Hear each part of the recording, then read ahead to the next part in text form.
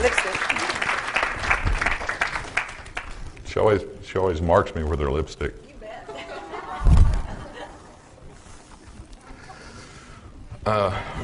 My mother once told me I was going to hell if I didn't change my ways, and judging from the heat around here, I think I'm pretty close. My name is Edgar Fouche. I'm here to speak about secret government technology, reverse engineering of alien artifacts, and the top secret MJ-12 committee, which I write with my author, Brad Steiger. Brad, as you know, has published 143 books and has 15 million copies in print, which is pretty incredible. Before I'm through, you'll know exactly what the Flying Triangle is, the one that's been sighted around the world. It's the most exotic and classified aerospace vehicle that's ever been built. It may be stealthily hovering over Phoenix, Belgium, or your city. I'll show you pictures of Air Force aircraft I've worked, declassified Air Force aircraft, and classified aircraft that's never been seen before. I'll also explain how we come upon that technology. First, I'll share some of my family background. I was born to fifth-generation French Americans, and many of my relatives for generations have been involved with the government in fields of intelligence, crypto, and classified development projects. This is true as far back as Joseph Fouché in the French Revolution, where he was the prime minister under Napoleon. He was the head of the French Secret National Police Force and a direct ancestor of mine. Joseph Fouché started the first organized intelligence organization in the world. The CIA, the Russian KGB, the English MI5, the Israeli Mossad, and many other intelligence agencies have used and expanded upon his methods of intelligence gathering, networking information, and political survival. Some French historians consider him a scoundrel because he survived Napoleon and the King of France. My career background spans 30 years, and since the government isn't about to support my claims, you'll see from the positions I've held, the programs I've worked, that I was in a position to gather the information I'm presenting. My first job was as a machinist making bombs for the U.S. Air Force at R.G. Letourneau. I would be involved with the Department of Defense in one way or other for the next 25 years. After being drafted into the Vietnam conflict, I initially went through a year of intelligence, communications, and cryptological schools. During the years 1967 through 1974, I was stationed or worked at many of the Tactical Air Command, Air Training Command, Pacific Air Forces Command bases. During the Vietnam conflict, I was assigned to special projects at Kadena Air Force Base, Okinawa, Udon Air Force Base, Thailand, Ben Hoa Air Force Base, Vietnam, and spent anywhere from a day to a month at many other Southeast Asian bases. With my training and experiences in intelligence equipment, special electronics, black programs, and cryptological areas, I received other government opportunities. I filled major command liaison positions, headquarters manager, DoD factory representative for TAC, SAC, ATC, and PACAF.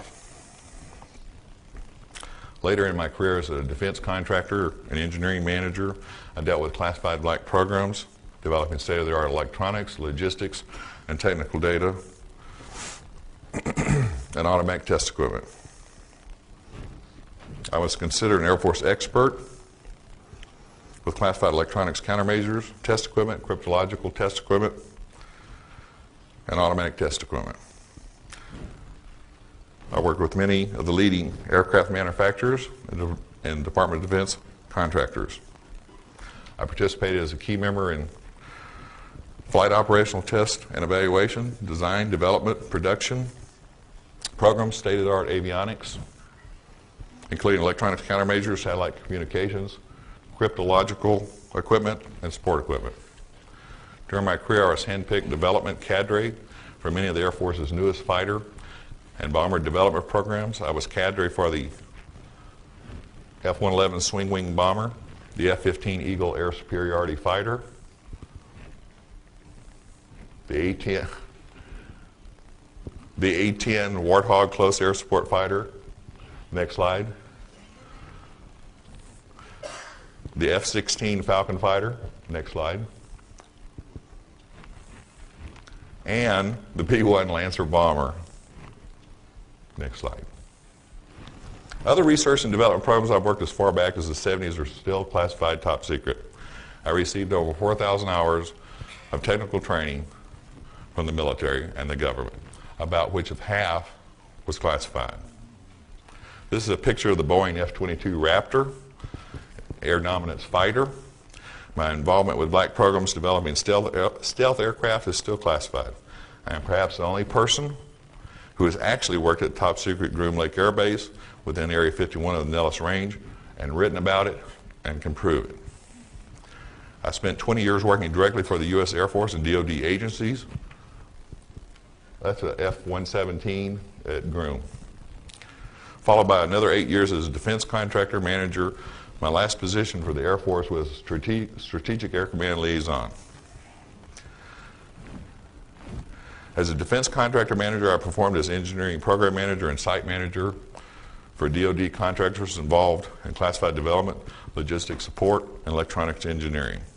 I am now CEO of Fouche Media Associates, which I run with my beautiful wife, Rebecca.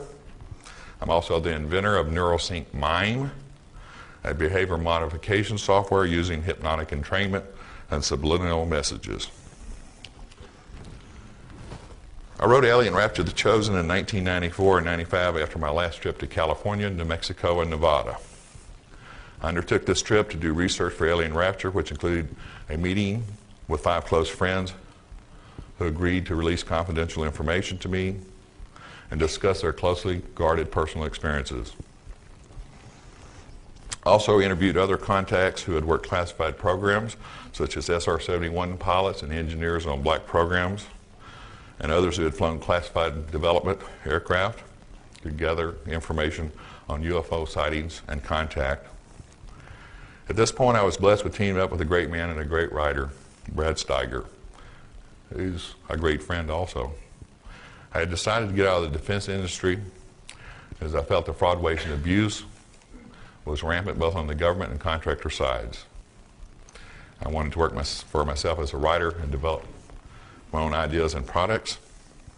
So far, I've been a terrible boss. I've worked myself incredibly long hours with no benefits and a meager salary. Who were the 5 friends and co-conspirators, I like to call them, and a host of others, you might ask?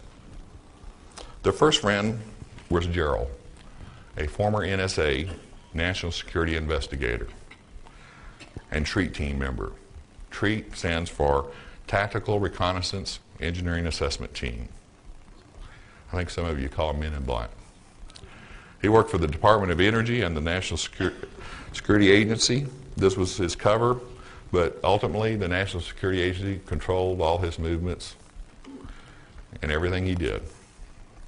His job required him to watch employees with top secret and Q clearances and other classified clearances at the Nevada test site, the Nellis Range, Los Alamos, Sandia, and many other bases.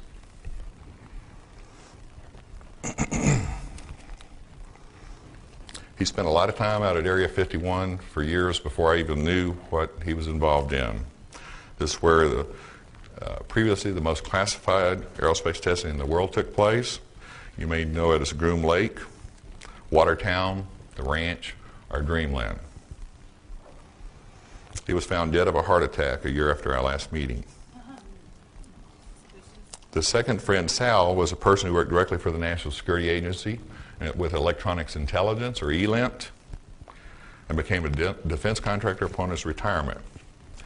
The third friend, Doc, was an SR-71 spy plane pilot and a U.S. Air Force test pilot at Edwards Air Force Base. The fourth friend, Dale, and I were in the service together during the Vietnam conflict, and I've known him since the early 70s. His father worked for the NSA for over 25 years, and he's the one that sent me the MJ-12 documents. I'll discuss the MJ-12 documents last. The fifth friend, Bud, was a DoD contractor, electronics engineer, worked top secret development programs dealing with electronics countermeasures, radar homing and warning, ECM jammers, and infrared receivers. He retired as a program manager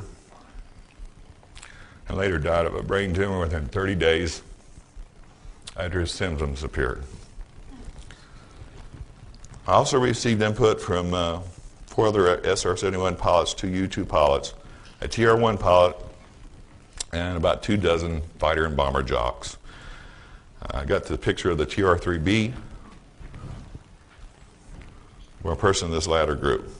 At the time, I had no intention of writing about programs I was involved in due to the Secrecy Act and classification documents I had signed. I had my fill of working for the government and defense contractors. However, it bothered each of us that we'd had experience with unusual phenomena, extremely advanced technology, and witnessed unidentified aerial contact that had not been previously reported. As we sat at a table in a dark corner of the Silver Dollar Saloon in Las Vegas, discussing our experiences and swapping knowledge, each of the group of 5 assured me that they trusted me enough to write about their secrets and protect them.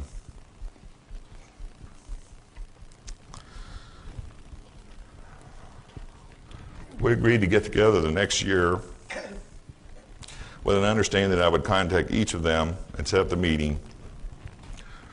In the meantime, I wrote down all of our notes and their input and their contacts from other friends about unusual phenomena and their personal sightings. Many of the things the group revealed to me were startling, even to me, who had worked 25 years on black programs. I used the information to piece together the story now titled Alien Rapture: The Chosen. I'm going to share some of these secrets and unusual phenomena with you this afternoon. The SR-71 was designed as a spy plane for the CIA in the 60s and designated the A-12. The Mach 3 Plus aircraft first flew in 1962, taken off from Groom Lake Air Base in Area 51. Later, once the Air Force took over the operation, it was designated the SR-71 Blackbird. My friend Chuck, an SR-71 pilot, related to me an in-flight incident he had in the 1970s. He was returning from a reconnaissance flight, was at an altitude of 74,000 feet and a speed of Mach 3, 3 times the speed of sound. He noticed something flickering in his peripheral vision. Hovering over his left wingtip was a ball of dense plasma-like light. When he stared at it for more than a few seconds, it hurt his eyes. Chuck tried to use his UHF, VHF, and HF communication sets to no avail. There was nothing but static. Repeatedly glancing at the ball of light, he watched in amazement as it moved effortlessly about his aircraft. At one point, the light positioned itself a few feet in front of the spiked cone of the air intake inlet. The enormous amount of air rushing into the engines should have sucked in and shredded almost anything in its path, but the light orb was mysteriously unaffected. The light, he noted, acted in a curious manner, if something inanimate could act in a curious manner, or act in any manner at all. It moved from time to time to other parts of the aircraft, staying until its approach to Beale Air Force Base, California. It was inside of the air base when the plasma ball finally pulled away from the aircraft in a wide arc at ever-increasing speeds. Of course, after reading his incident report, his operations commander told him never to speak of this incident. When Chuck related the story to me, he was absolutely convinced this plasma ball was controlled by some form of intelligence. I have over 24 stories from pilots of similar incidents with UFOs and plasma balls.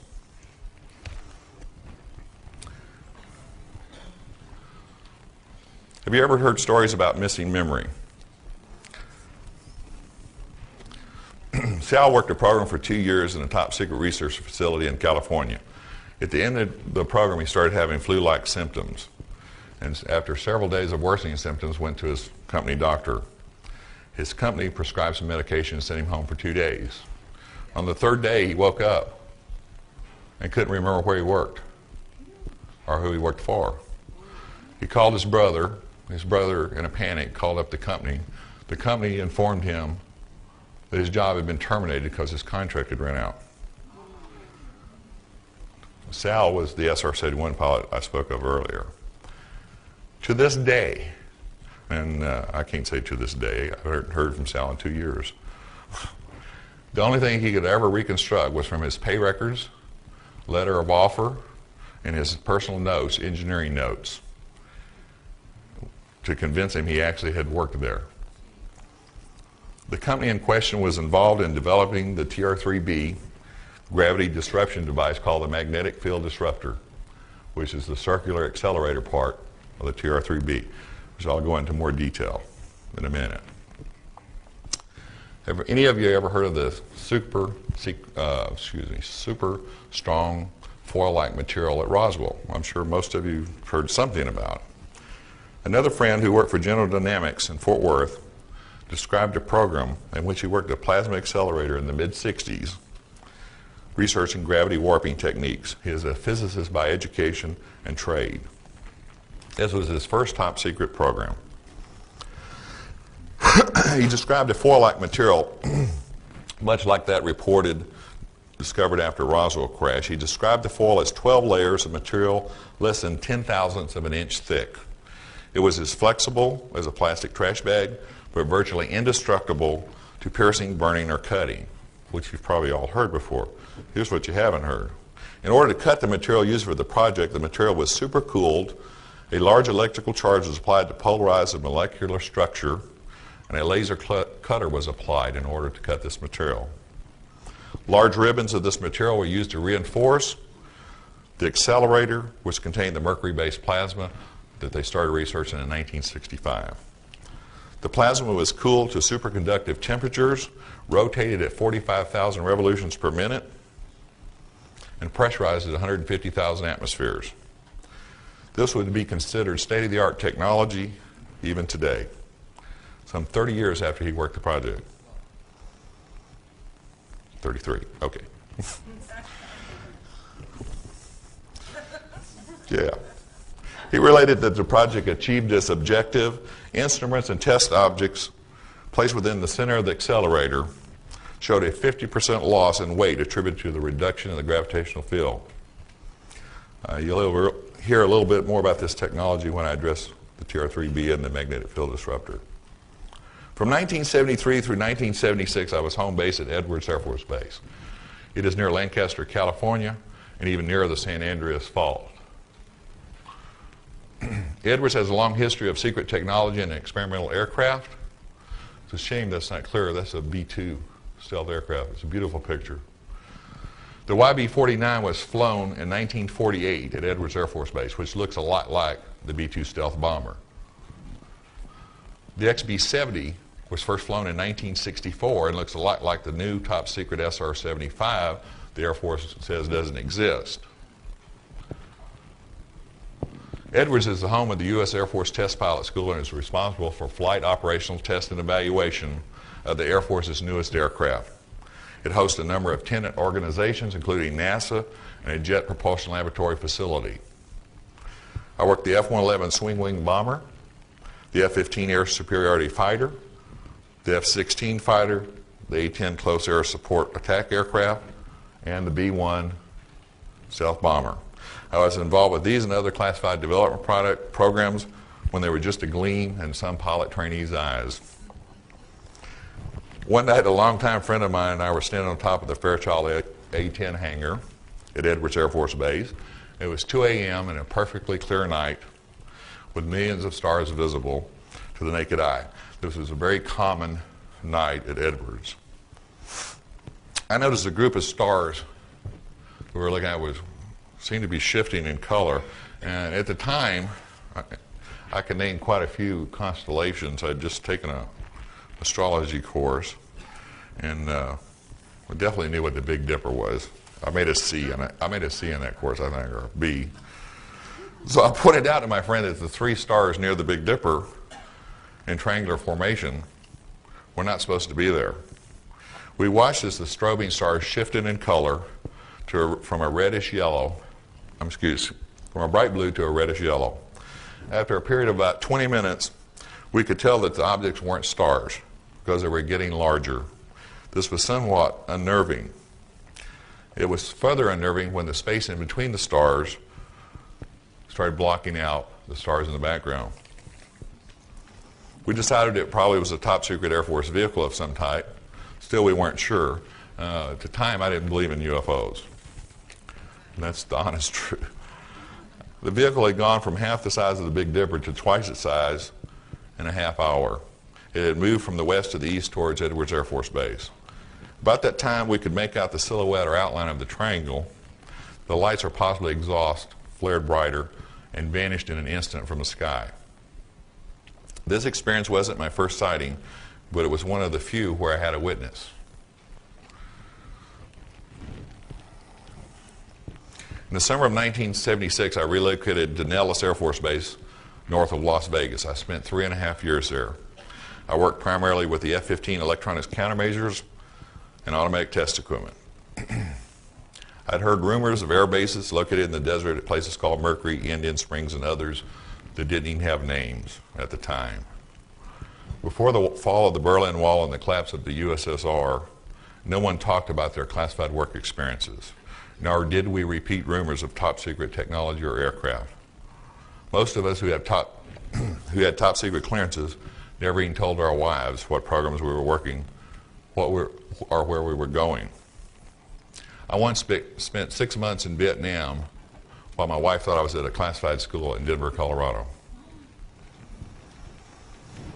The military, in a court of law, has actually denied the existence of classified Air Force Base inside the Nellis Range, out in the Nevada desert, within Area 51.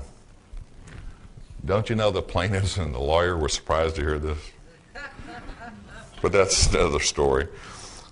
I was one of the few personnel at Nellis who had top secret clearance with crypto access and was certified on specific NSA cryptological equipment. I was certified on the Mode 4 IFF system for aircraft also, which uses encrypted codes. It was due to a combination of coincidence and my technical experience and my certification that I was requested to be temporarily assigned to a place which had no name. I was told by my commander to report to an office on the base. He didn't know where I was going to be working or how long I was going to be gone. And he was pretty ticked off at me because at the time we were fielding the F-15 electronics countermeasures equipment, and it was critical. And I think to this day he remembers that. I left the first Monday morning at 4:30 a.m. before sunrise. We boarded a blue Air Force bus with the windows blackened out. There were 28 other people on the bus in the first trip, including 2 security policemen with M16s and a bus driver. There was only one thing said to us for the whole trip.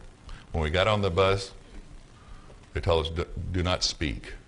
And when the bus closed the doors, he repeated, do not speak unless you're spoken to. Well, if you ever had an M16 pointed in your direction, you don't talk. So we just, and it was pretty bad because the windows were, you couldn't see anything. And eventually this fine silted dust started coming in the windows and you knew you were out in the desert. In the 1950s, the government started building the super secret Groom Lake facilities for the CIA's U-2 spy plane. It's located in the north central part of the Nellis Range and designated Area 51. Construction of facilities continues even to today, except mostly at Papoose and south of there. The SR-71, the TR-1, the F-117, can you back up one slide? Don't you know when it was really dark, a lot of people thought that was a UFO?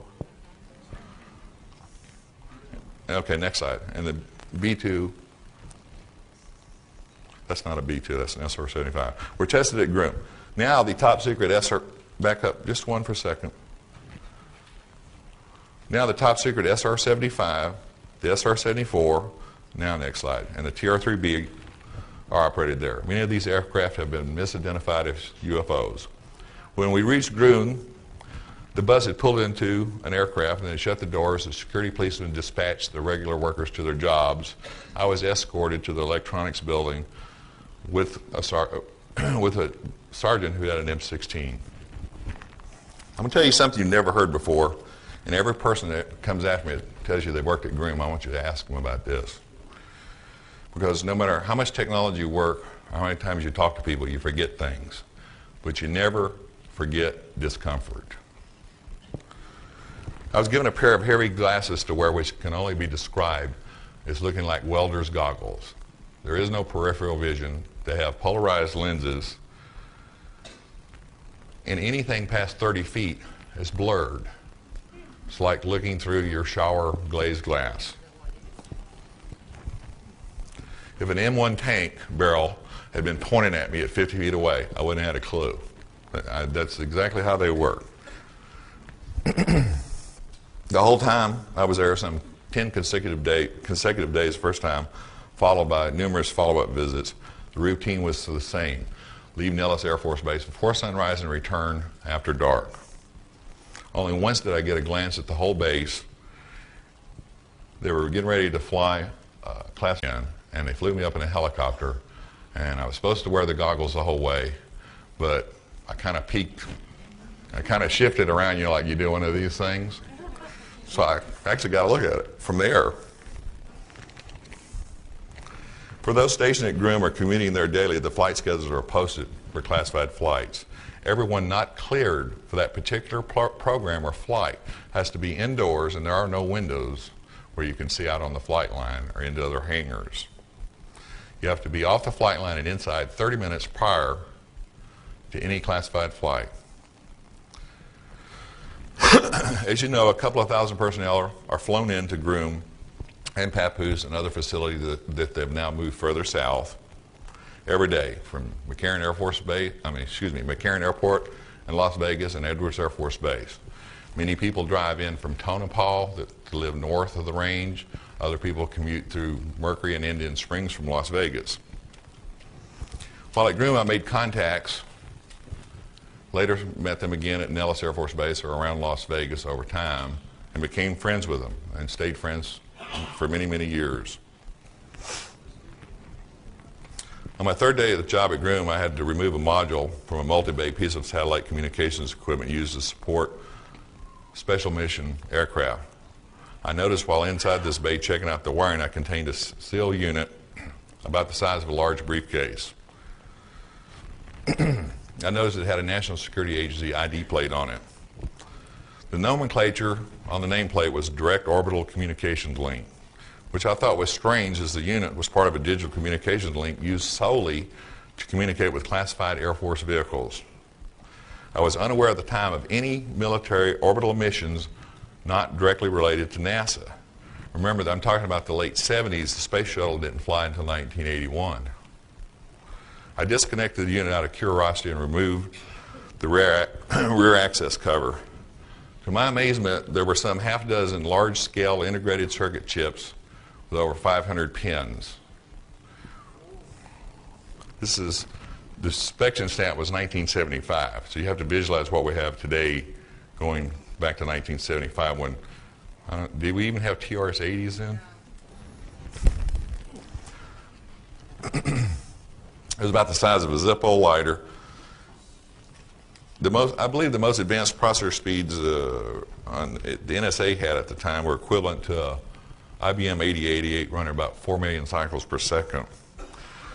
There was for any of y'all familiar with technology, this processor ran at 1 billion cycles per second, which is about 4 million, a billion, 250 times greater. Yeah, I think that's about right. I haven't figured this out. But the reason I knew it, the clock speed was 1 billion cycles per second. There was a clock synchronization jack on the back of this unit, a BNC connector, which was labeled. And I had a frequency counter, and I actually measured it. And I couldn't even working on black programs at the time, I couldn't imagine something that ran at 4 billion cycles per second when they didn't even have an Apple II Plus with 48K memory out there. And we had these clunker IBMs that were like 4 bays that only ran at 4 million cycles per second. Yet we had this one circuit card with modules on it. It's incredible if you know even the slightest bit about technology. In the Groom mess hall, I heard words like Lorentz forces, pulse detonation, cyclotron radiation, quantum flux transduction field generators, quasi-crystal energy lenses, and EPR quantum receivers. I'm not going to talk about quasi-crystals. I'll make a prediction. Quasi-crystals is the key to everything you wanted to ever know about how they got here. And that's all I'm going to say about it now. Except one of the quasi-crystals is a hydrogen crystal. I wrote down everything I saw, heard, and touched in my log every night. But as you would expect, the food was great, but it had to be. There was no cable, no alcohol, and no women. So everybody got fat. Later back at the base, my routine went the same, and I also had a part-time job at the Silver Dollar Saloon and Casino that Bill Ladd owned up until a few years ago and may still. I ran their security for them. I had this NSA friend, Gerald, that I mentioned previously, you may have forgot. He's the one that watched the people with highly classified jobs at the Nellis Range, the Nevada test site, and other areas around the Southwest. He was in a supervisor position and was way up in the NSA. But he liked the field jobs. He didn't like staying up around Fort Meade or any of the other places those guys in three-piece suits hang out. But his primary job was watching the people at Groom and the Nevada test site, where at the time they were still doing underground atomic tests, exploding bombs. He happened to mention a vehicle that was boosted into orbit and returned to land in the Nevada desert. It was an unmanned reconnaissance vehicle that took off from a B-52 bomber and used booster rockets to place it in temporary Earth orbit, low Earth orbit, for the purpose of taking reconnaissance pictures. I really thought he was feeding me a lot of bull at the time. And he said, this vehicle is remotely piloted and communications are made via the docile system at Groom. I'm not usually too slow, but it didn't hit me until he repeated, direct orbital communications link, DOCL. Bingo, the light bulb went on. I had seen a piece of the docile equipment at Groom, the one with the large chips in it. These are old pictures of the virtual reality lab at Brooks Air Force Base, where they developed the software to fly these classified, and by the way, they call them IPVs, independently piloted vehicles, not UAVs or RPVs on the black programs.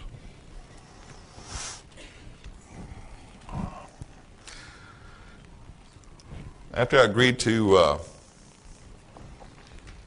there only been one of these showed? Okay. There.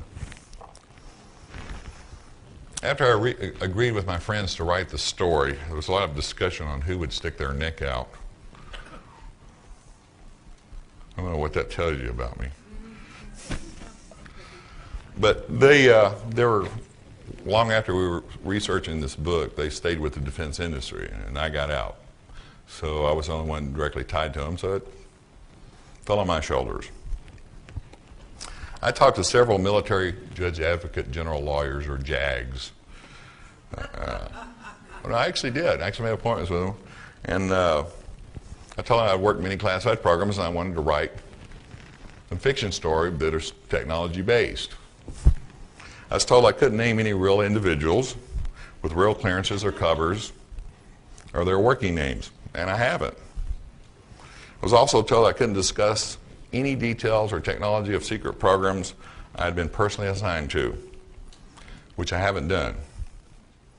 Then I was told as long as I did that, I could damn well write what I wanted to, and I have. Of course, I didn't tell them I was going to write about the government conspiracy to cover up UFO contact and reverse engineering of government, reverse engineering of alien technology, or that I was interviewing SR-71, U-2, TR-1, and the SR-75 pilots that I made contacts with over the years and had flown classified aircraft. But I didn't think that was important at the time to tell them. You don't think that was important? But you give the government too much information, they just screw it up. In the summer of 1992, the five friends and I, there were 6. See, when I run out of 5 fingers, I just get confused. I had completed my notes from our first meeting interviews. On my last trip to Nevada in 1994, without benefit of my friends, I wanted to use some information from some other retired military friends and cross-check my facts. Everything I've written about an alien rapture, I've got from at least 2 sources. I have a lot of stuff that I haven't written about, and I probably won't, that I couldn't verify. And every one of these sources, I either knew directly for 20 or 30 years who'd worked blank programs, or only talked to their closest friends that they'd also known for many years. We did not talk to one person that somebody hadn't known for at least 15 years. We didn't want any strangers appearing with information. We only trusted our closest friends. Bud, one of my co-conspirators, had informed me he had a cancerous tumor and was going through some serious depression. He died 30 days. It was just incredible. He found out on a Thursday that he was having numbness and dizziness. Went to the doctor, found out 3 days later he had a cancerous tumor, and 29 and a half days actually later, I talked to him the night before he died. He was gone. So this was a blow to all of us. He was our guru. The remaining 3 friends, Sal has dropped from the face of the earth. It's hard to define paranoia in a group of 6 people like we were at the time doing what we were trying to do. But Sal was the most paranoid, and he's called us up a little over 2 years ago and said, I don't know if you're going to hear from me again, because we actually had a publisher and were convinced we may have a chance of getting this out before the government set on it, so he just freaked out. I like to imagine that he's like on some island in the Pacific drinking Mai Tais or something, I hope. Let me talk about my friend Doc. He has a theory that UFOs seem to like fast aircraft. This SR-71 pilot, Doc, was stationed at Kadena Air Force Base, Okinawa, where the SR-71s were stationed on the SAC side of the base back in 1973. In fact, I think they still are. I was there last time in '81. While flying back across the South China Sea from a reconnaissance mission, he encountered a shadow over his cockpit. Doc said his avionics systems went totally haywire and he felt the aircraft nose down slightly, which can be dangerous at 2,000 miles an hour or 35 miles per minute. When he looked up, he was so startled that he almost panicked immediately. Made evasive maneuvers to his right and down, which is one of the maneuvers they make if there's a missile detected. Doc said the object was so big that it totally blanked out the sun. His estimate was it was 250 feet to 300 feet across. It was oval in shape, but he wasn't sure of the exact shape because there was a shimmering halo of energy surrounding the vehicle. About 3 minutes later, and some thousands of feet lower, the vehicle reappeared on his left wingtip. He tried his UHF, and all he could pick up was a deep electrical hum. He abandoned his attempts, made evasive maneuvers, and for the next 10 minutes, this thing moved about his aircraft effortlessly and stayed right on top of him. Doc said and I'm going to quote him exactly, Doc said he got this sound in his head, and his words were, like a swarm of bees in my brain, which is, it's an interesting, must be an interesting sound. The aircraft would move from the left to the right wingtip of his aircraft, and it would take about 2 minutes to move back and forth. When Doc returned from his mission, it was the same routine as the earlier incident I told you about. His commander drug him down to his office the minute he opened his mouth about the incidents and gave him a direct order not to talk about it or they'd throw the book at him, and the book is the UCMJ. One of the interesting things that Doc related to me, being an SR-71 pilot and a U.S. Air Force test pilot, which is the elite in the Air Force are the test pilots. He said he didn't know one test pilot or SR-71 pilot or astronaut, and he can name most of them and give you their birthdates and their wives' names and tell you where they lived. He said he didn't know one that hadn't had some type of contact. But he also said he didn't know one that would ever come forward and be honest about their experiences for fear of retaliation from the government. You have to realize these people's pensions, which includes their livelihood, their medical coverage, their commissary and BX privileges. You know, the government controls all that, as do they mine, by the way.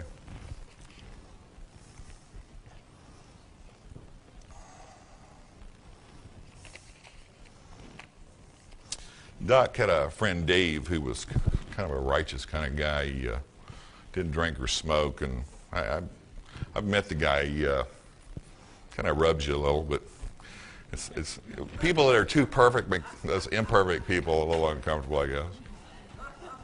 But Dave was drinking sake and over in Okinawa with Doc, which is kind of surprising since Doc had never seen him drink before.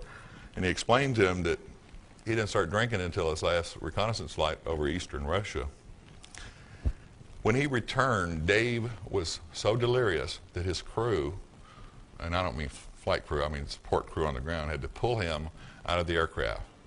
Dave didn't know when he had taken off, what had happened, or how he got back. He woke up 2 days later at the Naval Regional Hospital in Okinawa. To this day, he remembers nothing of the flight. But he's also, every night since this flight, had nightmares. And his words were, "Something got to me up there in the air." He still drinks. Oh, that's good or bad, but he didn't talk about it. He didn't tell the flight surgeon. In the military, if you go to the flight surgeon and they see anything at all that seems unusual or unstable, they ground you. And pilots will give up their families, body parts, and all their money to keep flying. If you've ever met them, especially test pilots and people that work black programs, that's what they live for. So he didn't talk to the flight surgeon. He self-medicated. And that's why there's so much alcoholism amongst cops and military, is because they don't want to help people. They just want them to follow the rules. Anyway, Dave, I actually looked up Dave. Gerald convinced him. What you have to understand is these people I talked to wouldn't talk to me over the phone. And of course, not a lot of people were emailing back when we started this in the early 90s. I actually had to talk around subjects over the phone and say, well, I'm going to be in your area, and Gerald vouches for me, or Doc vouches for me, or you know Sal, and they'd say, yes, I had a long conversation with Gerald or Sal or Doc, and I'll talk to you if you're out here. And usually it was in a bar or on a long walk where there was nobody within 20 feet. And that's why these people won't talk to reporters, because they know eventually somebody's going to find out who they are. But I spent 25 years establishing my credibility. I've had 2-star generals give me a direct order when I was just a sergeant, that if I didn't tell them what, for example, Westinghouse engineer disclosed information to me about how they were messing up a program, that I'd be court-martialed, and I refused to do it. So these people knew if I gave them my word, no one would ever know who they really were. And that's why there's a unique take on this. You're getting a story that's built from people who have lived this technology and under this cloak of secrecy. I lived it for 25 years. And then I realized we were the government. Next slide. One day while at Nellis, we were informed there was an F-15 that had crashed out on the Nellis Range, which is near Area 51. This was in 1977. A lieutenant colonel who was a commander and a pilot, and Doc Walters, the hospital commander at Nellis, actually flew into the side of a mountain while doing a routine functional check flight. I've written about this story in detail in Alien Rapture. A sergeant who worked for me recovered the heads-up F-15 heads-up display film canister because he was assigned to the accident investigation team. He told me a guy in a dark jumpsuit from Washington, D.C. had immediately pounced on him and the camera when they recovered it out in the desert, which was very unusual because everything else that was picked up was standard procedures, was logged, marked, photographed, and taken back to an assigned hangar for analysis.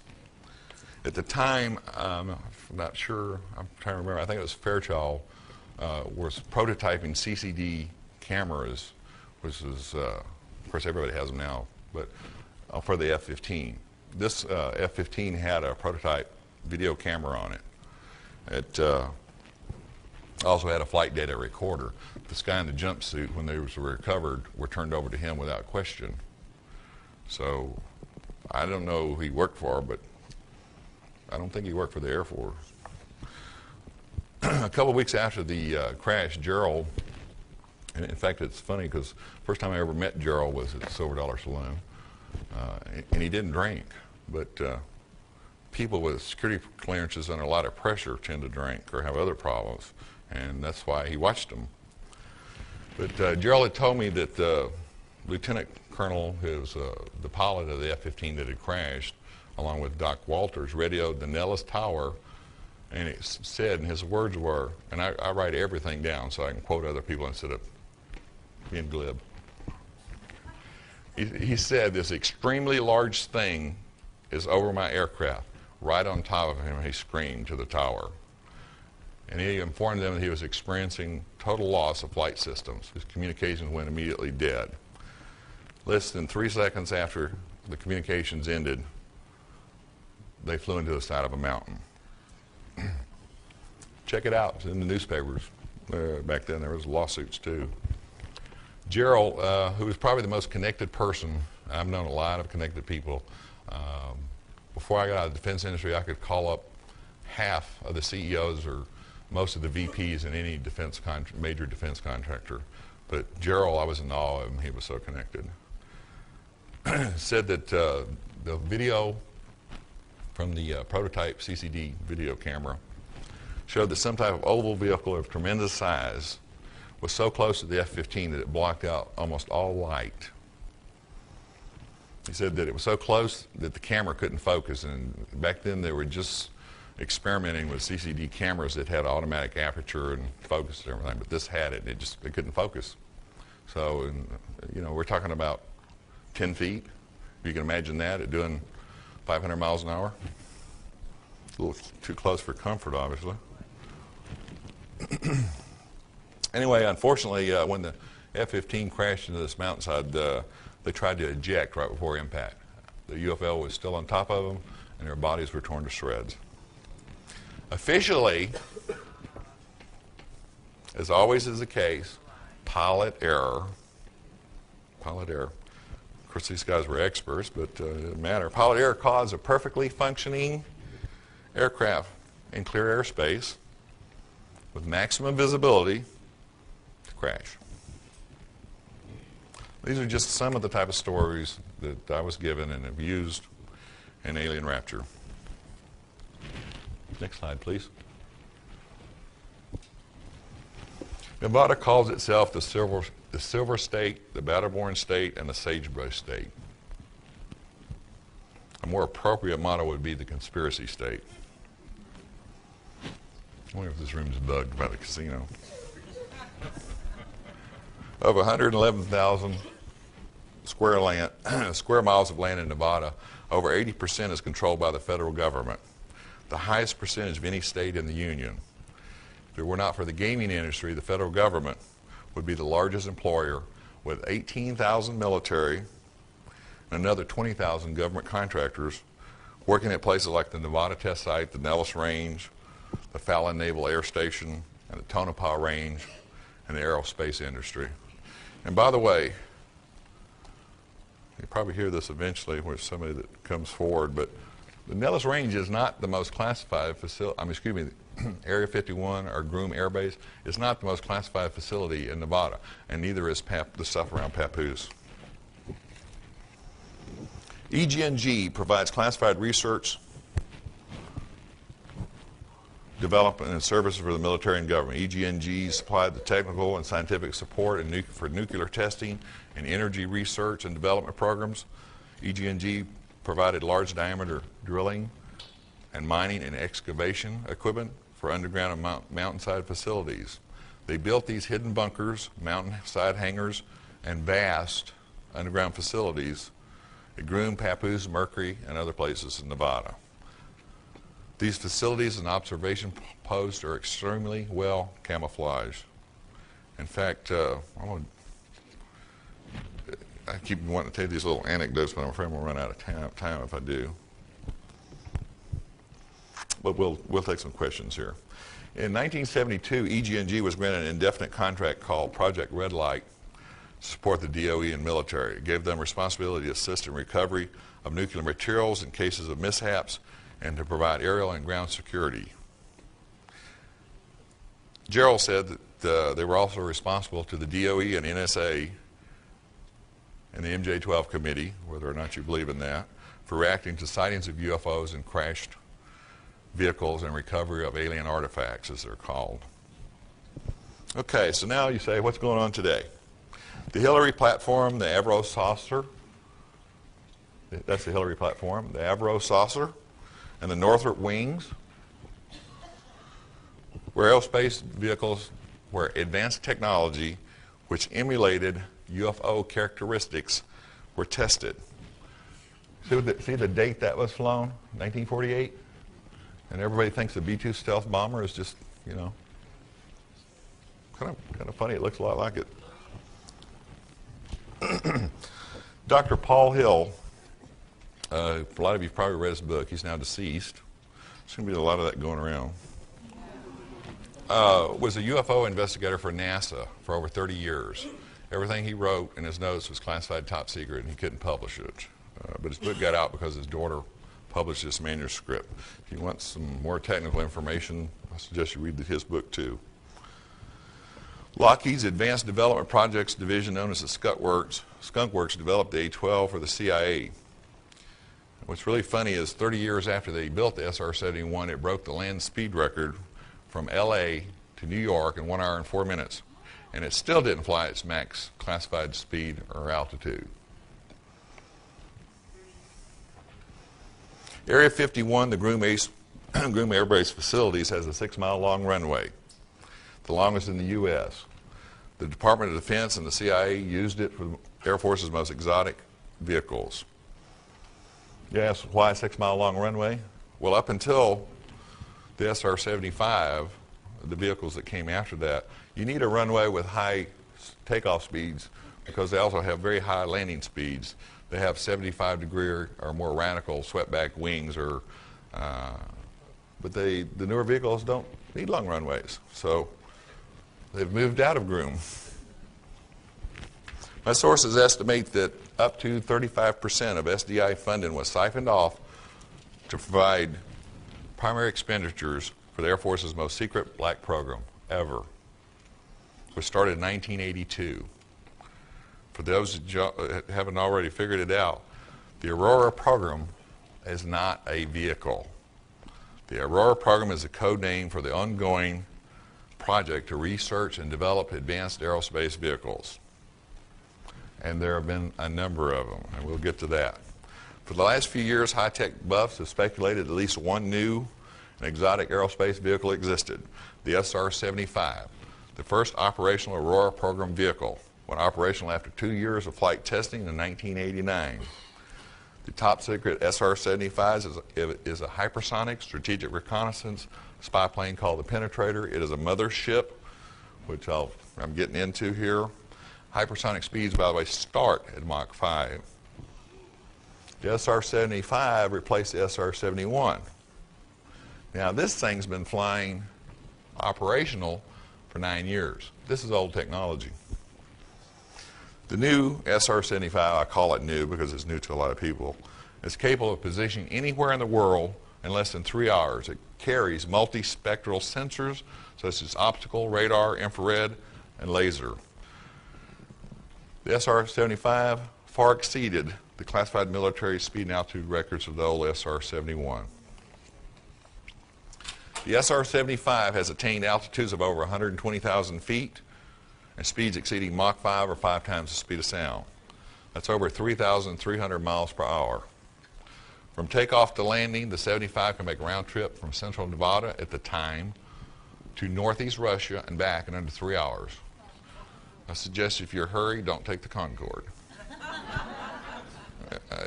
You can everybody read that in the back?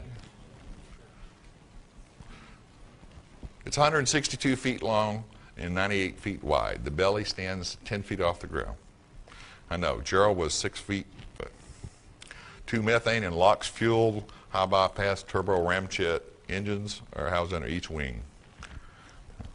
Now, I'm going to skip to the next slide because I'm running behind. So you have to buy the book to read what I skipped.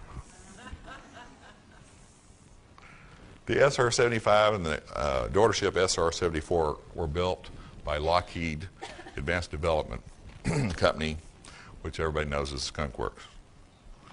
And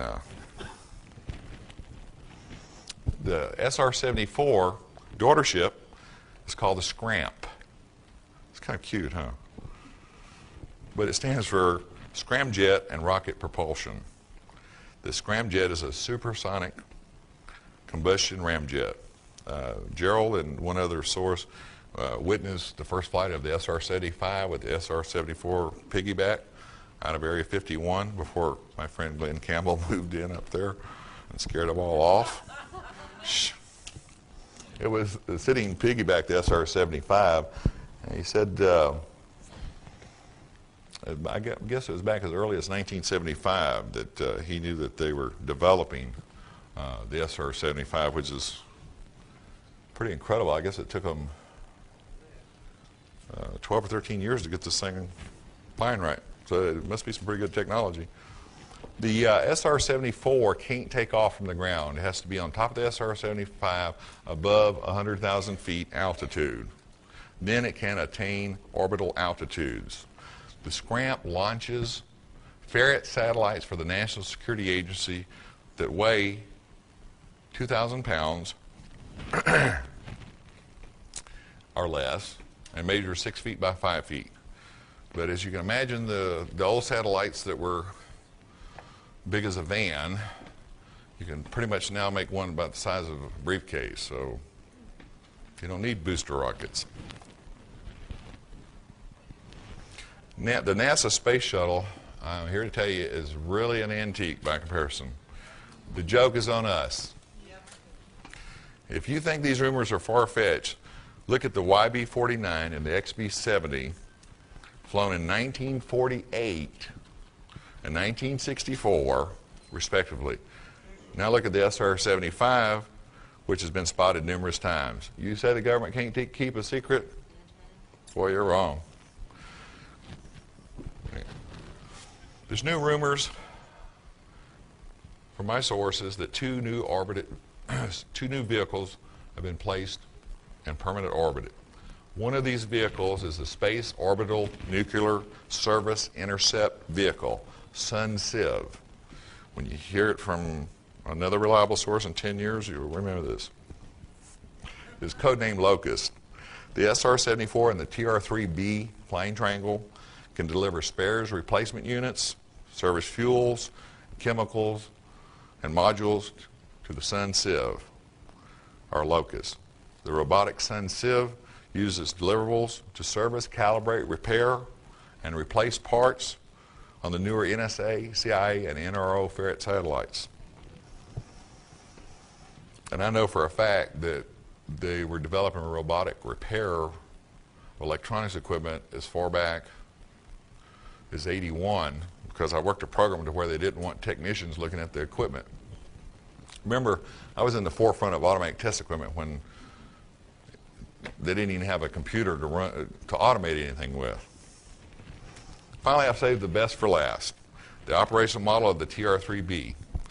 A friend of mine said he'd never forget the sight of the alien-looking TR-3B landing at Papoose, south of Groom. The pitch black triangular-shaped TR-3B is rarely mentioned, and then only in whispers. Next slide.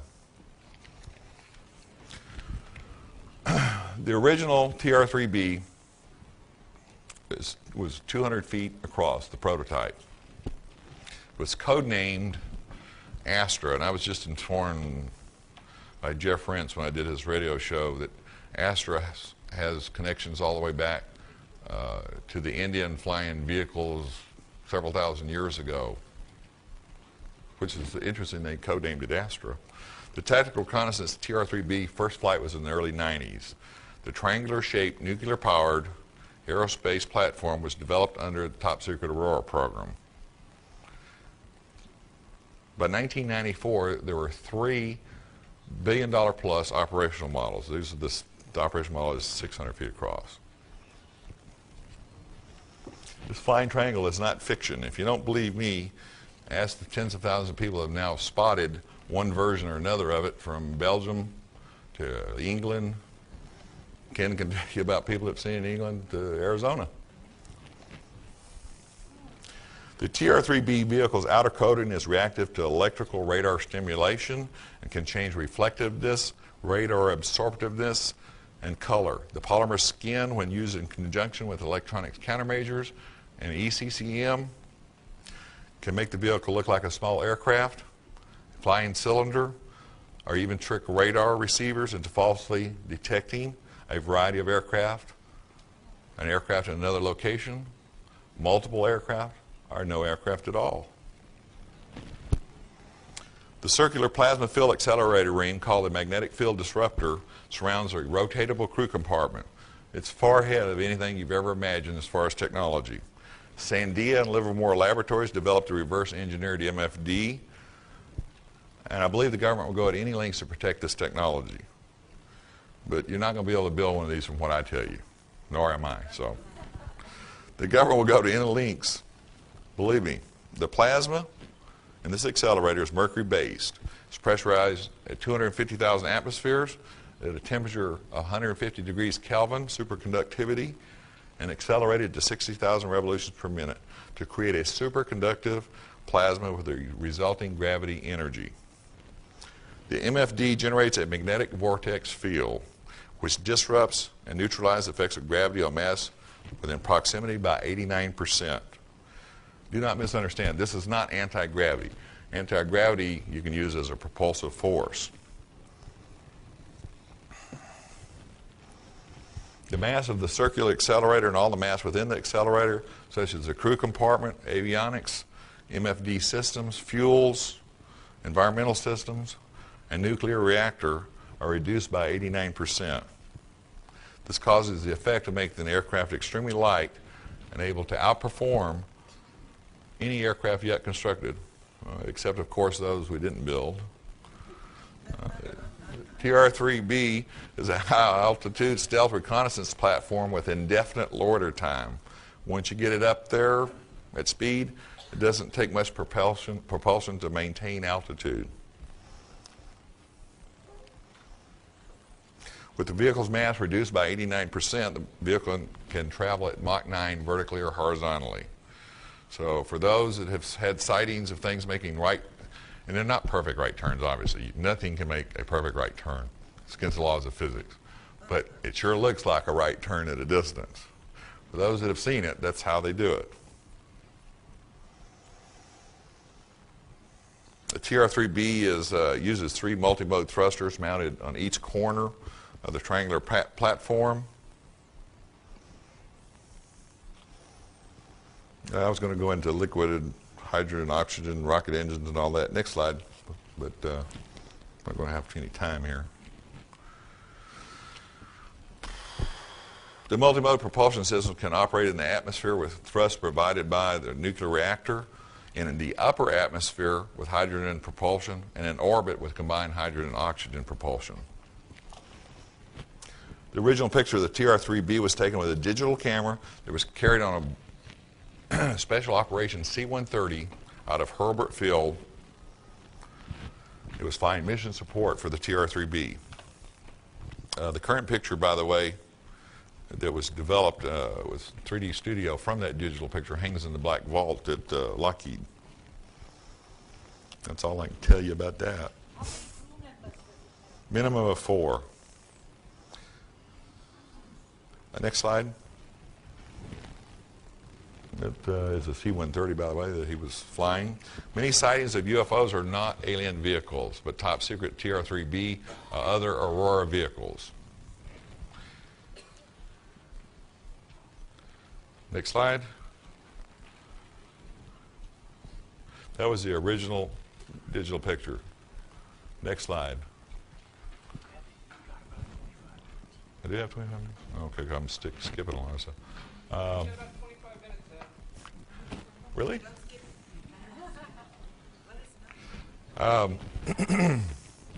There's a lot of confusion, like the Aurora program being an aircraft. There's also a lot of confusion. I had this discussion with a pilot that was telling me that a TR-3B had to look like a TR-3A. That used to be the case, by the way. The TR-3B was modified. The TR-3 was a concept vehicle. Was modified to the TR-3A, which looks like a flat jelly bean, batwing shaped vehicle. I believe Bill Sweetman in the Aurora book pictured it. But the TR-3B has nothing in common with the TR-3A. That doesn't look anything like what Bill Sweetman pictured. And then there's a Tier 2, 3, and 4. There's also a TR-3C. And then there's Tier 3 minuses and Tier 3 pluses. And every one of these are distinctly different vehicles. And the government has done this. It's their shell game with nomenclature. So if you see a TR-3A and you see a TR-3B and you start comparing, you didn't see the same thing. And if you have heard from somebody a nomenclature and you're comparing, yeah, that sounds like the TR-3, you mean your TR, that it doesn't match up. Sneaky, aren't they?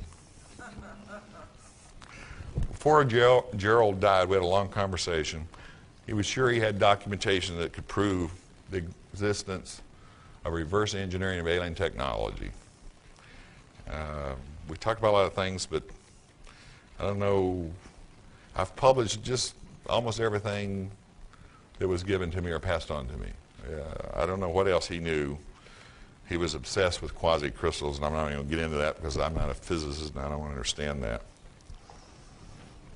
I also believe that Colonel Corso, you like that picture? Whoever can really figure out what it really is, I'll buy you a Coke. You ever seen a convertible aircraft? Leave it there for a second.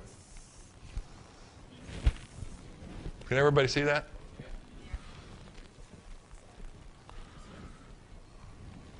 I'm going to just leave it here just for a second. I'm deviating from our program here. I received the MJ-12 documents from Dale, who I had mentioned earlier is one of my 5 closest friends for over 20 years. In fact, Dale and I knew each other from our first trip to Vietnam in '69. His father now has been, before he retired, put in 30 years, almost 30 years with the NSA and transferred over as a military officer. When I sent Dale a copy of the manuscript before I even got, shortly before Brad Steiger got involved with the project, he read, as did all my friends that were still around that gave me input, read a draft to make sure that I hadn't misquoted them or I hadn't given out any information they were uncomfortable with or they felt they could be identified with. So Dale was reading the manuscript, and his dad and him were very close. Said, I'm going to give you some documents. And he says, they're blackened out. And he says, but I want you to retype them, and where there's blacked out, just leave spaces. Dale's father is the one that passed on the MJ-12 documents to me. Okay, next slide. And we're going to get into this here. That's just a cool picture. I just thought I'd throw that in. That's supposed to be a wormhole in the TR-3B, and I tried to visualize what they were doing with these quasi-crystals, and that's my visualization. Okay, next. With the remaining time I have, I'm going to discuss the MJ-12 documents I received. There's already been a lot of controversy over this, and I'm just barely going to be able to scratch probably 2% of what's in the book. And I'm going to let y'all, any of the interested, read this while I take questions and answers. But I'll tell you this, a couple things when we get through them. These documents I received, and by the way, I've copyrighted every government document I've got my hands on or information, because I want the government to come forward and say, we have the copyright to that. Yeah. So, I hope they do. Okay, now, can y'all read that?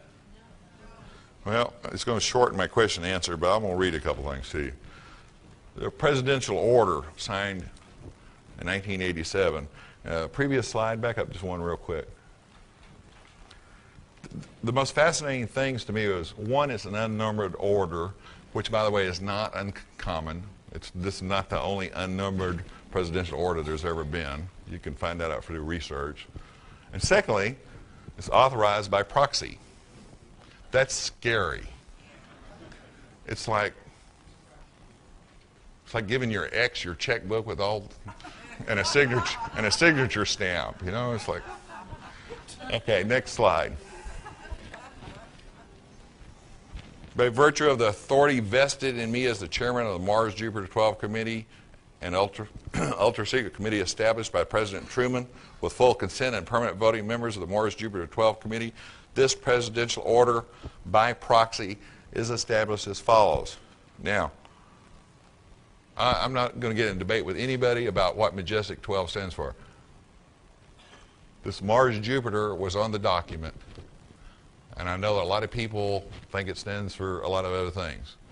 And I've been hearing, I'm not a UFO person. I was a technology person. I haven't read a lot of these books, but I heard there's a, is it Sitchin that discuss 12th planet. So I believe these documents are real. Whether or not you believe them, is, you know, it's your right. But Mars Jupiter 12 has never been used in with Majestic 12 or MJ 12. So I wanted to clarify that this is definitely different. I know it, you know it. And for those that think I might have mistyped something wrong, that's the way I got it. Charter. This is pretty scary stuff. There is hereby established a strategic group of key government personnel called the Mars Jupiter 12 Committee, referred to as MJ12, with the authority to take any action to the maximum extent possible in relation to foreign or alien data, materials, information, technology, artifacts, and extraterrestrial biological entities, all hereafter referred to as foreign artifacts, which may bear upon the national security of the United States of America. Amendments to this charter and foreign artifacts, materials, and information shall be classified to the highest levels available to the U.S. government. The MJ12 Committee's actions and directives will be referred to as a program outside the MJ12 membership.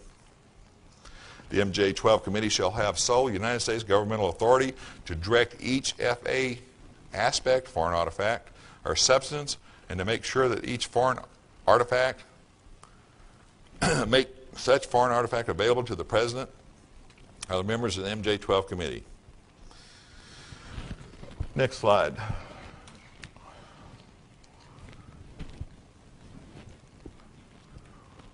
The several departments and agencies of the government and Department of Defense as identified by the MJ12 Committee shall be notified by Department Directive to consider any foreign artifact as highly classified and alert DoD Foreign Technology Division immediately upon occasion of any incidents, happenstance, or encounter with foreign artifact. We now know what a foreign artifact is. We've seen a few of them. Next slide. Next slide. Before somebody really good at researching discovers the date on the go back one? Yes, ma'am.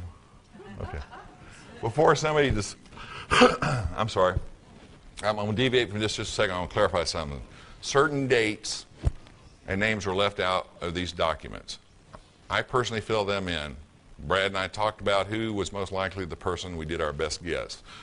But before somebody really good at research discovers that February 22nd is my birth date, I'm going to tell you it is. The year was in there, but not the date, so I put the February 22nd in. It's cool. It's George Washington's birthday. Now, the original MJ12 documents presented by Brad Steiger, Stanton Friedman, and Shandera, I think I'll get the name wrong, but referred to an attachment D, or autopsy report. Next page, next slide. These are just dates and names that are very similar to the original MJ12 document. Next.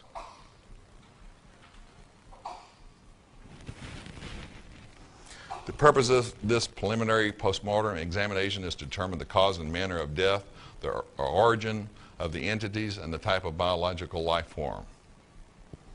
We're not going to get to the meat if we don't move through this general stuff. Next one. This basically talks about unidentified debris. where it was crashed, who was there. Next slide. Now, what you have to remember is I received and copyrighted this information prior to 1994. This is before Corso ever wrote his first draft. It is before the alien autopsy film was known about, even by Tim Shawcroft, who I just did a video interview with last night, and they were the first to publish the alien autopsy. All this was copyrighted before anybody knew anything about things that have come since. And this is another thing that validates these documents, at least for me.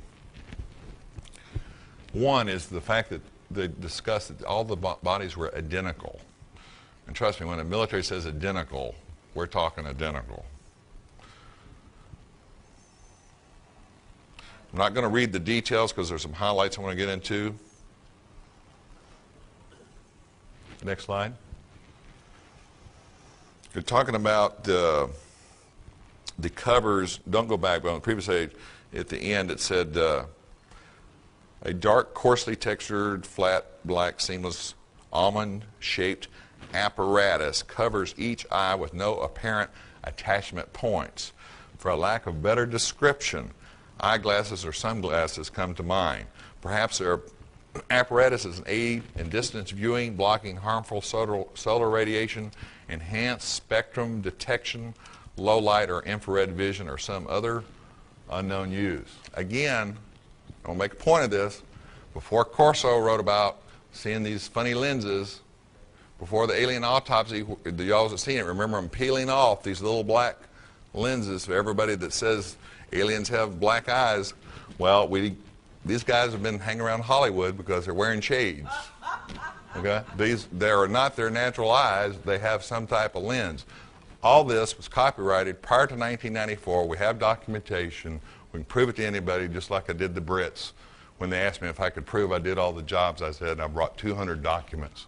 And it's all going to be on their film, by the way. So that, to me, it's just extremely fascinating to know that, I got all a document. I didn't even know what MJ12 was, by the way, when I got these documents. Color me stupid. I just didn't know. The other point, other than eyes, this has never been discussed. It's a shame we can't talk to the government people that did the alien autopsy so they could spread a little disinformation. It says tiny lines run horizontally from head to foot, much like record grooves, but smaller, and are only discernible through a magnifying glass or microscope. To me, the only reason you'd have something like that is if this thing was a manufactured being, which would also explain why they're identical, and for energy absorption of wide spectrum. And the other thing that, since we can prove this was copyrighted long before this other stuff, it says at the bottom, one large geo organ is present. How many of y'all remember on the cadaver of the alien, on the alien autopsy, and they opened it up and there was one kind of round organ in the middle that just looked like, one of those stupid donut tires they put in your trunk that never work? So, I mean, here again you have my belief from my sources and documents that we copyrighted that the alien autopsy was done under the direction of the government. And it was done as close as possible to the real thing. Because the best lie is always the lie that's closest to the truth. What would convince you more? I mean, if they'd had a triangular shaped being with 12 legs, and it's supposedly the real autopsy, or one that was identical to the real autopsy, except it had an extra finger. To me, the one with the extra finger would confuse people far more than a better looking film of something really bizarre. By the way, psychological operations is an industry in the military. And there are thousands of people that work in it, and they're good at it. So I'm going to take questions, and you can put up the next slide for them to look at, because they don't want to look at me anymore. How much time do I have, or am I out? Okay. I promised you if you wanted to ask a question. Questions, yeah, please. You have that?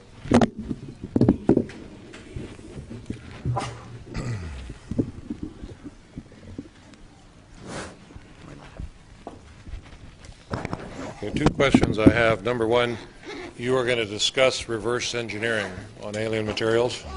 Are you going to get into that? Okay, I have 8 minutes, but I'll tell you what I know. Gerald said that the guy that worked for him as a national security investigator was at Groom when they tested the accelerator of the TR-3B the first time. And it's probably one of the more fascinating stories I've ever heard in my life. They said they strapped down this 200-foot accelerator. He was explaining it. He says, imagine a really fat hula hoop with big weights around it where the superconductive magnets. They bolted this thing down with bolts that were 2 feet across into concrete. The chain links were 6 feet. I mean, if you can imagine a chain link out of steel.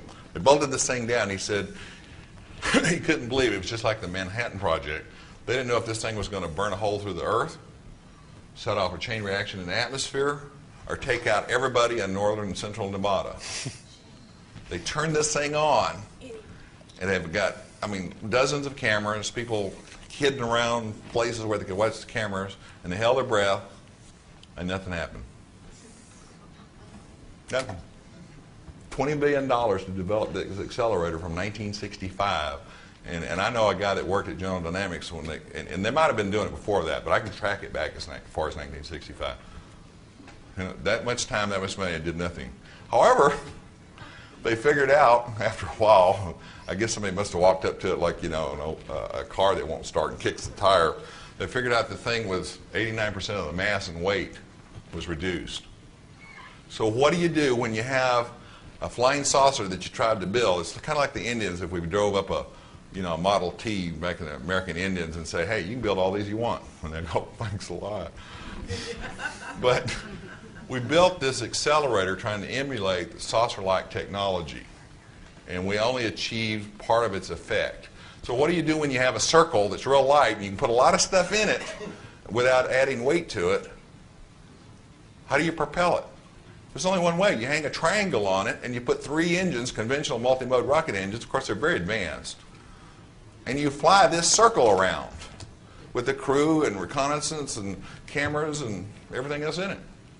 That's just one of the things that I hope to explain to you good people is there is a flying triangle, but it's ours. The flying triangles are not theirs. Aliens don't transverse the universe or come from another dimension and take the time to redesign their technology that they've had for eons. We have redesigned their technology and we can't get it to work right, so we put a triangle on it. It's just very simple. On the Aurora, which you have now explained is a project, not a thing, one of the vehicles is reputed to be a diamond-shaped object that comes in over the West Coast in excess of 4,000 miles an hour. Do you know anything about that particular vehicle? I've heard rumors, but I don't have anybody I trust that's told me anything about it that I could discuss it. But you have to understand that as far back as late Vietnam War, we could make a radar signature on any radar in the world, see anything they wanted, with electronic countermeasures and ECCM, which is countermeasures. We now have stealth coatings that can put any type of camouflage for visual observation generators, by the way, and I don't have time to get into this, but at Papoose, where they store one of the TR-3Bs and they maintain these as their depot, it's built into the side of a mountain, cut out of stone. They have a holographic generator that generates the side of the mountain, and when you're 10 feet from the side of this mountain and looking into the hangar, you can only see a mountain. And that's why when the Russian satellites fly over to verify the SALT treaty, when their infrared and other spectral scanners shoot down at Groom, they only see stone, because that's all that's there. I'm sorry. Okay, a couple of questions that should have short answers. First one is, what do you think of Bob Lazar's story, and what the other previous gentleman just said? You're basically saying all we have from the reverse engineering is a flying triangle, so you're basically saying we do not have saucers. If we do, then they're extraterrestrial, which ties in with the Bob Lazar story. The other part is last year Popular Science did an article that some of the black projects from Area 51 have been relocated to north central Utah. The reason being given is that the 1950s nuclear tests in the Area 51 have been kind of. Me on the first question. Oh. Let's stop there for a second. Oh, okay. First of all, everybody asks me about Bob Lazar, and I don't have anything negative to say about anybody I've never met, and I wouldn't say anything in public. But my only explanation is. He might have seen the accelerator, which is a saucer. Okay. The second thing is, I showed the Brits last night, and I'm not going to make a habit of doing this, so they've got it on film. Almost 200 documents showing that I had crypto, special access, special programs to verify my credibility. Nobody has ever mentioned the goggles. If I forget everything I've ever known about black programs, I will never forget feeling nauseous from wearing those damn things. So how do you forget something that causes you discomfort every time you leave a building? Okay. As far as Utah, absolutely. Yeah. There's nothing top secret at Groom anymore. The only thing that's left there is the stuff they've moved south that only needs short runway or no runway. So that story is basically bogus, that they did not move anything to north central Utah. I don't know where they moved them to. I've disassociated myself from all the government 3 years ago to protect everybody I ever knew. My information is 3 years old. Don't know anything new. Don't want to know anything new. Okay. If Nellis isn't the most secret facility in Nevada, which is? If you'd been listening, and I know I refer to my notes a lot, but this was done in a hurry. I had a lot of pressing things. The Defense Advanced Research Center. It's the coolest acronym in the world. Mm-hmm. DARC. Mm-hmm. There's 10 stories underground, and I'm talking about massive amount of square feet, south of Papoose. It was all built by EG&G. Okay. That's the most classified place in Nevada, and I keep getting all these. Okay. One more. If the triangle is so super secret, why did they fly it over Europe for everyone to see? Okay, imagine as we will, and I'm stopping, and she's giving me that look. The War of the Worlds broadcast, the Brookings and Rands studies that we couldn't handle it. They're testing the waters, I suspect. I don't know. I don't have any information on that. I thank you so much for your kindness in having me.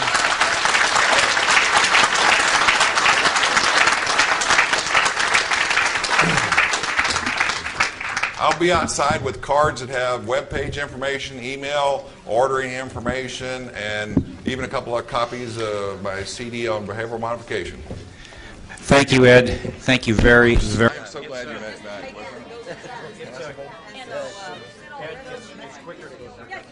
Here, could you back box up my slides and give me a pen for me? Yeah, we're right on it right now. Okay. Here. Real quick thing, Ed. Do any of the kindness. You betcha.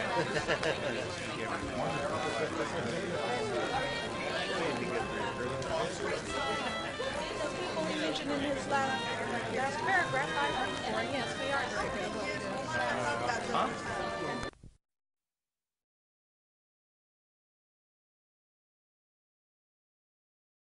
But a computer simulation is no proof that theory has become reality.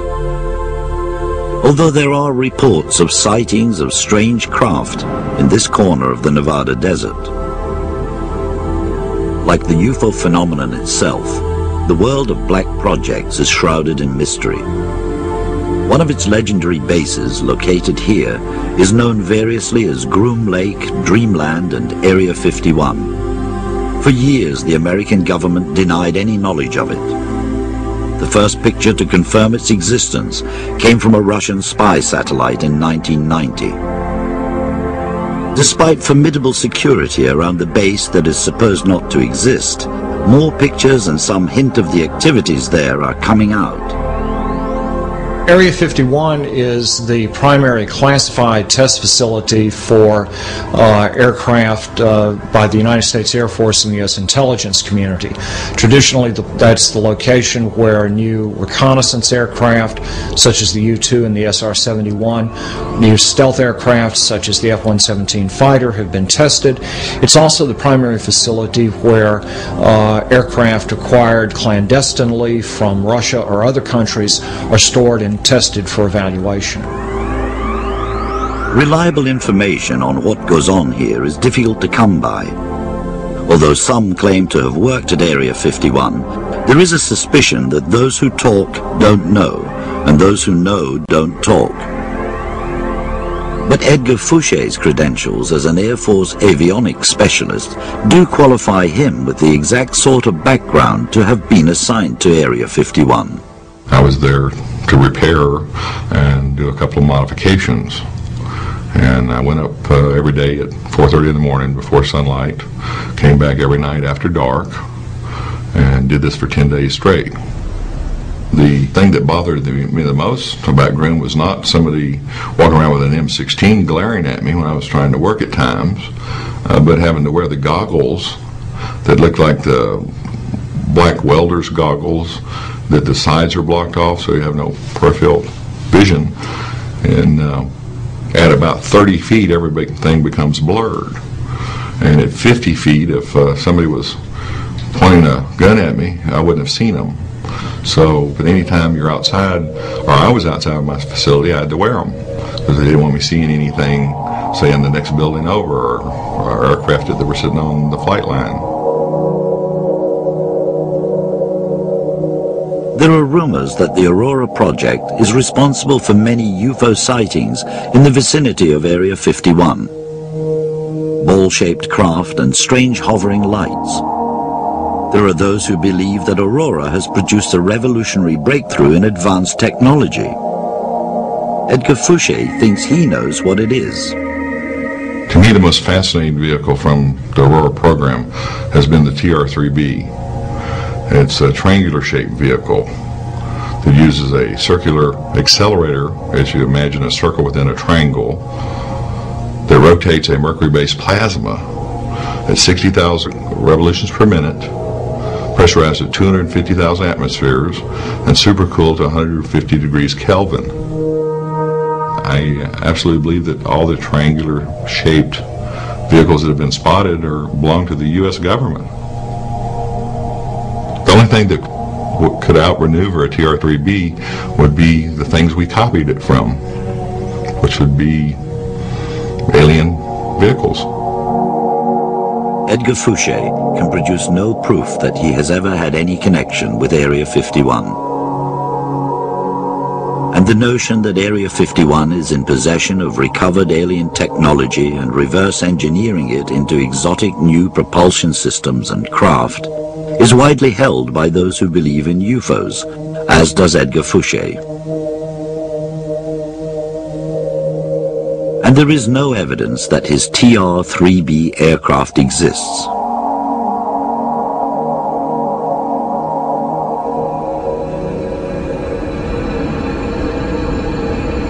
Except that in recent years, unidentified triangular craft with a pulsating light in the center have been seen in various locations around the world.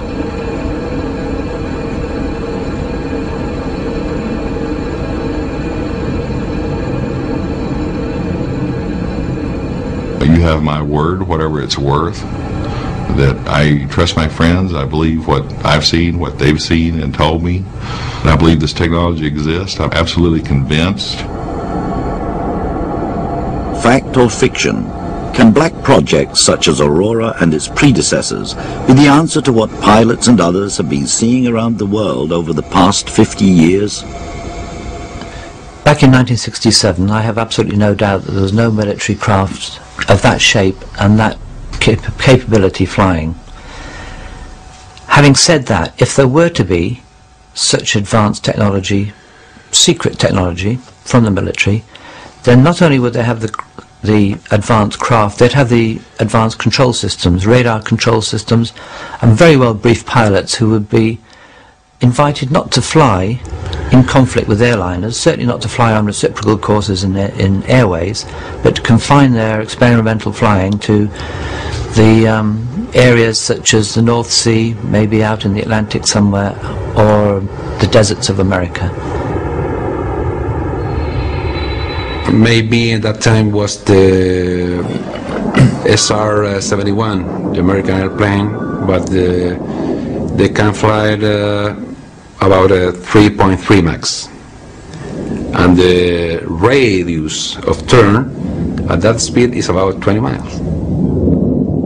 And this object was in a hard turn to the right and disappear. Was very impressive.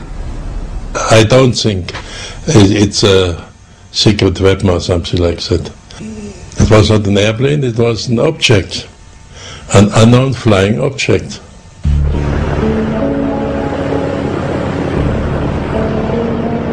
It is a fact that in 1947 the American government believed that the UFO phenomenon was real and might be an advanced secret weapon of Soviet origin. It prompted an official but secret investigation. General Twining, head of Air Materiel Command, declared that the phenomenon was real and that unidentified objects the size of aircraft were being observed.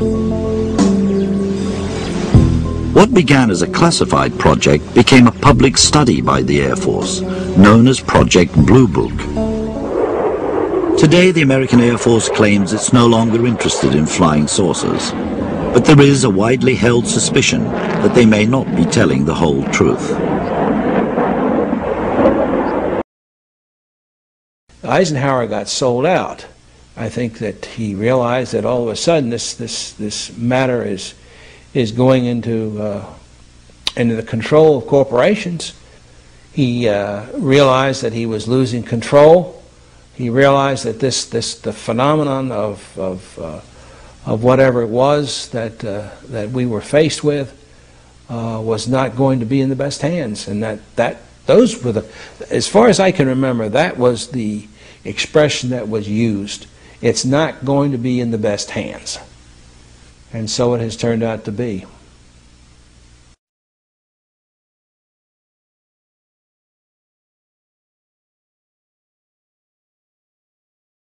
One day, Sergeant Allen and the other sergeant, and I'll remember his name soon, Sergeant Atkins. They were, and Sergeant Montalegre, and they came to us and said, "Look, we got a situation where we have an aircraft crash that's possibly friendly, and they need us to go and secure the crash site." And well, we found the area really easy because there was a huge gash in the land where something had crashed. Everything was burned, and it was like if you had almost cut like a warm butter with a knife. I mean, it was just, it's like something on fire or had or some kind of energy, like a laser almost had like gutted. I mean, it was really strange, and basically we were the first ones to see the object. And basically what happened is we didn't go straight up the hill, because basically this thing went up the hill and then off into the side of the ravine or the ridge. This is about a 200-foot ridge at least. It was buried in the side of the cliff. But anyway, we didn't go straight up. We went on to the left and walked up to the top of the ridge, and that's when we saw the craft. Basically, this is a huge ship, and 10 meters in width and about 20 meters in length. I'm just not sure. That's just an estimate from what I remember. But it was huge. I mean, it was big, man. And it was shaped like almost like between an egg and like a teardrop almost. And when I first saw it, I was scared. It scared the heck out of me. I didn't know what to do, and it was dripping this syrup-like syrup viscosity, this liquid. It was everywhere, all down everywhere when we went down there, because there were plants and everything. And it was weird. It was a purplish green color, and it kind of like fluctuated. Like you couldn't really, when you'd look at it one time, then you'd look at it again, and it would it's almost like I don't know if it was like alive and it was just changing, but every time you looked at it, you saw a different shade of greenish purple. It was just strange. There was one light on it that slowly went around, and the machine, I could hear it. I guess because it was still functioning, and it had like a hum to it, like a really bass, like say if you unplugged an amp from a guitar, that kind of it was really it was really deep, and it kind of fluctuated, and then finally it just cut off, and everything just seemed to stop. When I was looking at the craft, it was buried, so I could see the back of it, and there were these large vents. Well, they look like vents, sort of like a fish gill on the back. I couldn't see around the other side, and I guess I'm assuming it was the same way on the other side. That looked like, I don't know, that could have been used for propulsion. I'm not sure.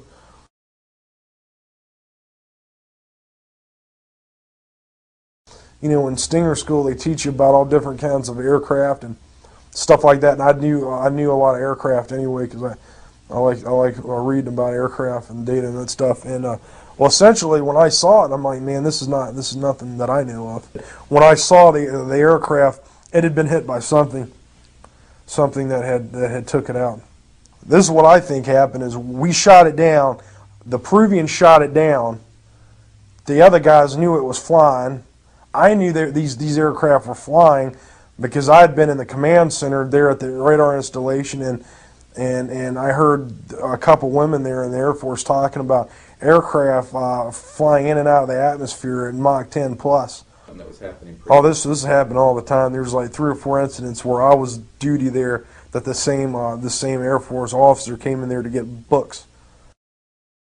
The reason, I guess the reason they were taking them is they didn't want people to know that they're tracking these aircraft. I guess, I mean, again, I'm just assuming that.